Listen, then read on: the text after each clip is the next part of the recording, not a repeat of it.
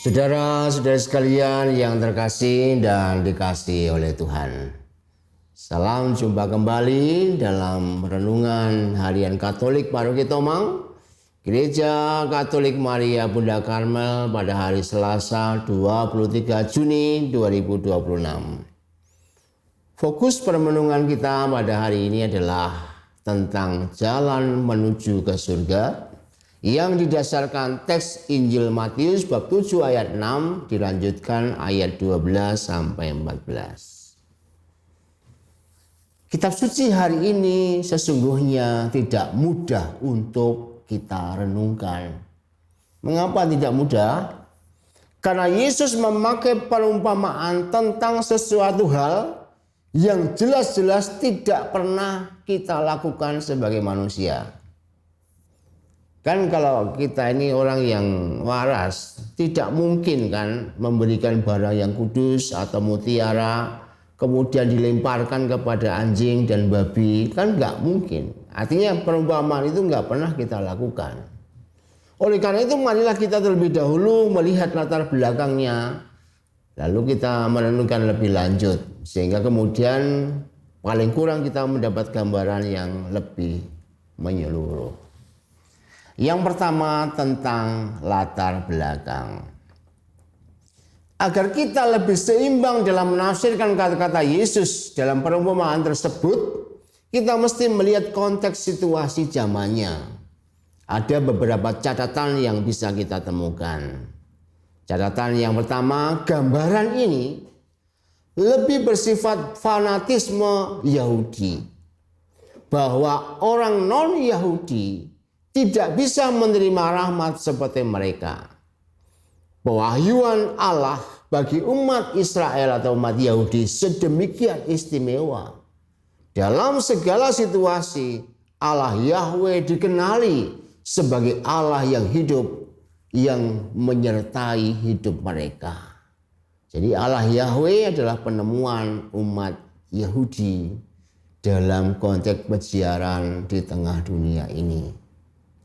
Kemudian yang kedua, pada masa itu gereja ada dalam ancaman karena minoritas secara jumlah di tengah-tengah masyarakat. Realitas ini membuat mereka gampang dipengaruhi oleh pihak luar, baik itu oleh karena terpengaruh dengan situasinya seturut alur biasa atau dengan sendirinya, atau karena bisa jadi dipaksa untuk menjadi percaya kepada dewa-dewa yang hidup pada waktu itu.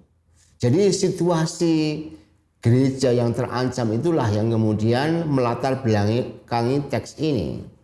Kemudian pada masa itu juga yang ketiga terdapat euforia tentang filsafat.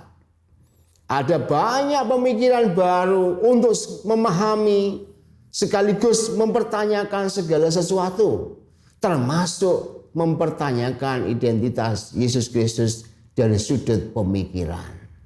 Dan tentu ada banyak aliran filsafat yang membuat iman Katolik dari orang-orang Katolik pada masa itu mulai goyah.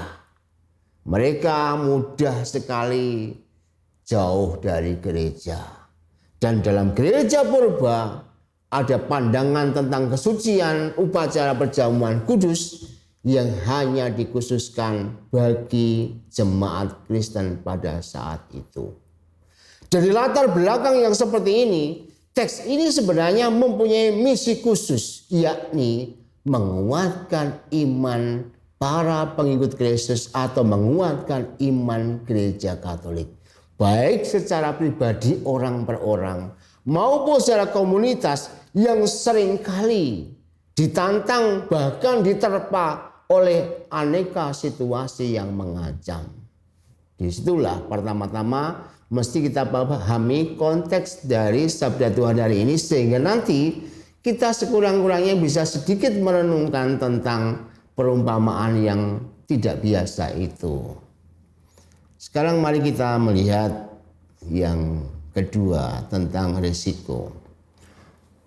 Konteks larangan Yesus untuk tidak memberikan barang kudus dan mutiara kepada anjing dan babi adalah tidak sesuainya antara pemberi dan penerima. Ini bukan soal memandang rendah orang lain atau kelompok lain, bukan.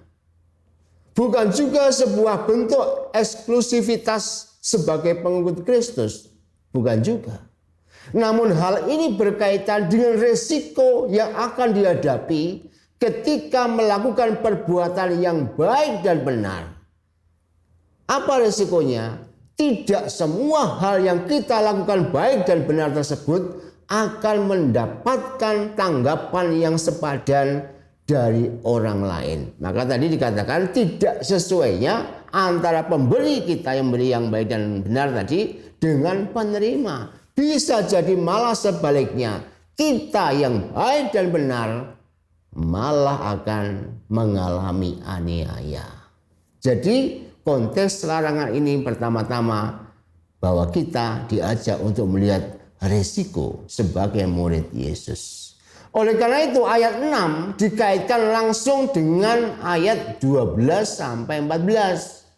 Segala sesuatu yang kamu kehendaki supaya orang berbuat kepadamu, berbuatlah demikian juga kepada mereka. Jadi apa yang ingin kau kehendaki orang lain melakukan itu padamu, pertama-tama lakukan yang baik dan benar itu. Dengan demikian di satu sisi kita diminta untuk bisa menerima sikap buruk dari orang lain. Itu yang risiko itu berarti bukan kemudian seperti kasus-kasus di zaman itu bahwa mereka kemudian goyah imannya bahkan kemudian tidak mempercayai Yesus. Tapi di sini kemudian dikatakan bahwa kita pertama-tama terima dahulu sikap buruk dari orang lain tersebut. Lantas di sisi lain kita juga berusaha untuk tidak melakukan hal-hal yang buruk kepada orang lain. Kadang-kadang kecenderungan manusiawi kita kalau diperlakukan dengan buruk, maka secara otomatis kita akan balik memperlakukan buruk orang lain. Dan itu biasa terjadi. Hukum mata ganti mata, gigi ganti gigi, meskipun sudah diberangus oleh Yesus dengan hukum cinta kasih, tetapi hati tetap seringkali nggak mau nerima. Disinilah sebenarnya mau kita lihat dalam konteks gereja, bahwa gereja ini pasti bisa terjadi dianiaya meskipun melakukan yang baik dan benar. Pertama, terima dulu. Kemudian kita tidak boleh melakukan dengan cara yang sama. Disinilah kita mesti berhati-hati supaya kita tidak berbuat buruk kepada orang lain, termasuk orang yang telah melakukan keburukan kepada kita.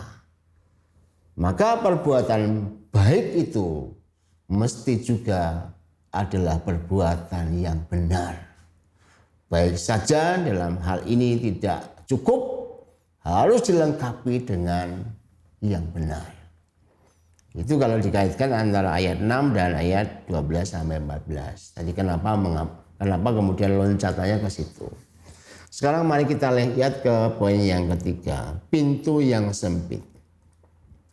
Kemudian Yesus memperingatkan untuk bertahan dalam iman yang benar, untuk tetap bertahan dalam situasi yang mengancam dan terus tetap mengimani Tuhan. Ternyata bukanlah sesuatu yang mudah. Situasi semacam itu digambarkan sebagai jalan yang sempit. Tidak semua orang bisa melewatinya karena begitu sesak dengan banyak halangan yang menghadang. Tidak semua orang yang tahan dalam kesulitan-kesulitan seperti ini. Apalagi dalam kesulitan sudah melakukan yang baik dan benar, tetapi mendapatkan aniaya atau situasi yang buruk. Di sini seringkali kita akan tergoda untuk tidak tahan dalam situasi yang seperti itu. Jalan yang sempit kemudian disandingkan dengan jalan yang luas. Dalam konteks zamannya, jalan yang luas itu berarti jalan yang mudah. Dunia senantiasa menawarkan jalan yang mudah, masuk akal dan indah. Itu sudah kita pahami. Namun semua itu bersifat sementara dan justru membawa kepada kebinasaan. Maka di sini tadi Ketika di situ ada hadangan yang kemudian mengancam iman kita, kemudian pada lanjutannya ternyata kita dihadapkan pada jalan sebenarnya. Ini mau mengikuti yang enak, tidak ada halangan tapi menuju kebinasaan, atau tetap dalam jalan yang sempit tapi menemukan kehidupan. Disinilah para murid Yesus ditantang untuk berani memilih jalan yang sempit. yakni terus bertahan dalam iman akan jalan salib sebagai jalan kemenangan. Terus memberi diri dalam kebaikan meskipun tidak diterima atau diinjak-injak, sebagaimana mutiara dan barang yang suci diinjak-injak anjing dan babi. Terus mengedepankan kebaikan dan kebenaran serta hidup dalam belas kasih Tuhan semata meskipun hasilnya tidak baik-baik saja.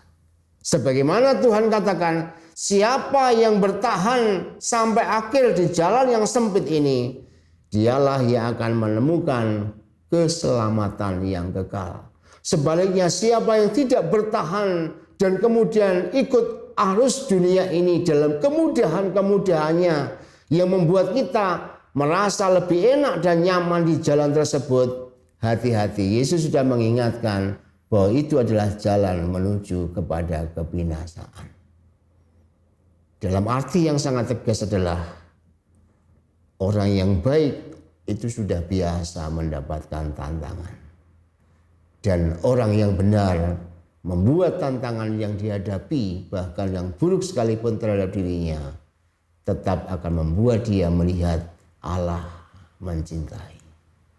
Mari kita merenungkan sabda Tuhan hari ini, supaya kita dibangun oleh sabdanya, sehingga menjadi murid Yesus yang setia apapun situasinya. Tuhan memberkati kita.